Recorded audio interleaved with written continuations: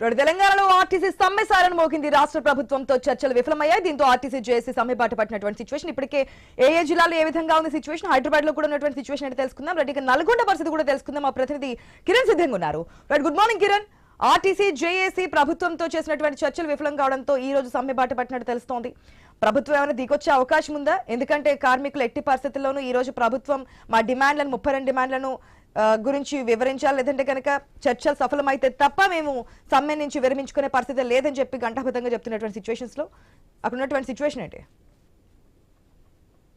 RTC JAC సమ్మెకు పిలుపునిచ్చింది. అయితే తమ డిమాండ్లను పరిష్కరించాలంటూ కూడా ప్రభుత్వాన్ని కోరింది. 41 రోజుల సమయం గడువు ఇచ్చింది. 41 రోజుల్లో ఎటువంటి ప్రభుత్వం దిగిరాకపోవడంతో ఆర్టీసీ జేఏసీ సమ్మెకు పిలిపించినటువంటి నేపథ్యంలో ఉమ్మడి నల్గొండ జిల్లా వ్యాప్తంగా 7 డిపోలకు సంబంధించి సుమారు 800 బస్సులు డిపోలకే పరిమితమైనటువంటి పరిస్థితి అయితే ఉందని చెప్పొచ్చు. గత అర్ధరాత్రి నుంచి కూడా ఆర్టీసీ కార్మికులు డిపోల వద్ద నిరసన వ్యక్తం చేస్తున్నటువంటి పరిస్థితులు కూడా మనం చూస్తా ఉన్నాం. ఏదైతే 32 డిమాండ్లకు సంబంధించి ప్రభుత్వం ముందుంచారో ఆ డిమాండ్లు పరిష్కరించేంత వరకు కూడా సమ్మె విరమించమని కూడా ఇటు ఆర్టీసీ కార్మికులు ఘంటాపరంగా చెప్తా ఉన్నటువంటి పరిస్థితి అయితే ఉంది. అన్ని యూనియన్లకు సంబంధించి నాయకులు ఈ సమ్మెలో పాల్గొన్నారు. ప్రతి డిపో వద్ద కూడా ఆందోళన చేస్తా ఉన్నటువంటి పరిస్థితులు అయితే ఉన్నాయని చెప్పొచ్చు. ముఖ్యంగా ప్రధాన డిమాండ్కి సంబంధించి ఆర్టీసీని ప్రభుత్వంలో పూర్తి స్థాయిలో విలీనం చేయాలనే డిమాండ్ తో పాటు ఇటు నూతన నియామకాలు చేపట్టాలని, అదేవిధంగా రిటైర్మెంట్ అయినటువంటి ఉద్యోగులు ఎవరైతే ఉన్నారో వారికి బకాయిలు బెనిఫిట్స్ చెల్లించాలని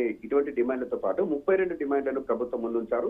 ఏదైతే ఎన్నికల ముందు మేనిఫెస్టో సంబంధించి మాత్రమే మేనిఫెస్టోలో పెట్టినటువంటి హామీలు మాత్రమే తాము అడుగుతున్నాం తప్ప కొత్త గొంతమ్మ కోరికలు అడగడం లేదని 32 డిమాండ్లకు సంబంధించి అంటే ప్రభుత్వం అంతకుముందు కాంగ్రెస్ పార్టీ ఎన్నికల్లో ఇచ్చినటువంటి హామీలు మాత్రమే నెరవేర్చాలని అటువంటి డిమాండ్ అయితే మేము వ్యక్తం చేస్తున్నాం తప్ప కొత్త డిమాండ్స్ ఏమీ లేవనేటువంటి అభిప్రాయాన్ని ఆర్టీసీ కార్మికులు అయితే వ్యక్తం చేస్తా ఉన్నారు. మొత్తానికైతే ఉమ్మడి నల్గొండ జిల్లా వ్యాప్తంగా 7 డిపోలకు సంబంధించి ఆ బస్సులు మొత్తం కూడా డిపోలకే పరిమితమైనటువంటి పరిస్థితి అయితే ఉంది. ప్రతి ఆర్టీసీ డిపో వద్ద కూడా ఇటు ఆర్టీసీ జేఏసీ నాయకులు, ఆర్టీసీ కార్మికులు అందరూ కూడా ఇటు నిరసన వ్యక్తం చేస్తా ఉన్నారు. ఆ పరిస్థితి అయితే ఉంది. మరోవైపు ప్రతి డిపో వద్ద కూడా పోలీసు బందోబస్తు కూడా కొనసాగుతుంది. శాంతియుత నిరసన మాత్రమే చేయాలి, వ్యతిరేక కార్యకలాపాలు పాల్పడొద్దనేటువంటి పోలీసులు కూడా హెచ్చరికలు కూడా జారీ చేస్తా ఉన్న పరిస్థితులు అయితే ఉన్నాయని చెప్పొచ్చు. ఆశ. Right Kiran, thanks for the update.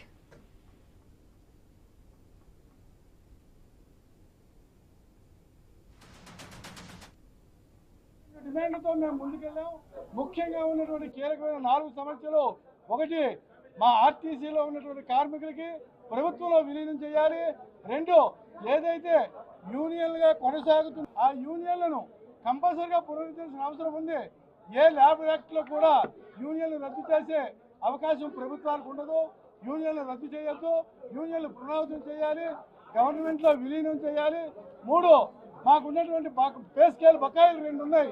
ఆ 2 పే స్కేల్ బకాయిలు కూడా తక్షణం ఇవ్వాలి. ఇంకా ముఖ్యమైన డిమాండ్లు, ఇందులో ఉన్నటువంటి కార్మికులు ఎవరు జరగద్దు. ఇది జరుగుతున్నట్టు వాస్తవాలే. దీన్ని తక్షణం మేము స్పందిస్తాం. దాదాపు ఒక 4 గంటలు చర్చలు జరిగినప్పటికీ కూడా సానుకూలంగా ఈ అధికారుల నుంచి ఎలాంటిది రాలేదు. కనీసము మరి మీరు ఈ సందర్భంగా ఇంత మాట్లాడినప్పుడు మీరు ఏమిస్తారు అని అడిగితే కూడా ఎలాంటివి కూడా ఇప్పుడు ఇవ్వలేని పరిస్థితిలో ఉన్నాం. మేము పైన మాట్లాడిన తర్వాత అన్ని చెప్తామని చెప్పడం జరుగుతూ ఉన్నది. అందుకే తెలంగాణ జాతీయ మజ్దూర్ యూనియన్ ఏదైతుందో ఇది జేఏసీకి మద్దతు ఇస్తూ రేపటి నుంచి సమ్మె తప్పకుండా కొనసాగుతుందని, ఈ సమ్మెలో కూడా అందరూ భాగస్వామ్యం కావాలని, అదేవిధంగా యాజమాన్యం కానీ ప్రభుత్వం కానీ ఎవరైనా ఉద్యోగం చేయకుండా బెదిరింపులు ఎవరైనా చేస్తే ఎవరు కూడా భయపడాల్సిన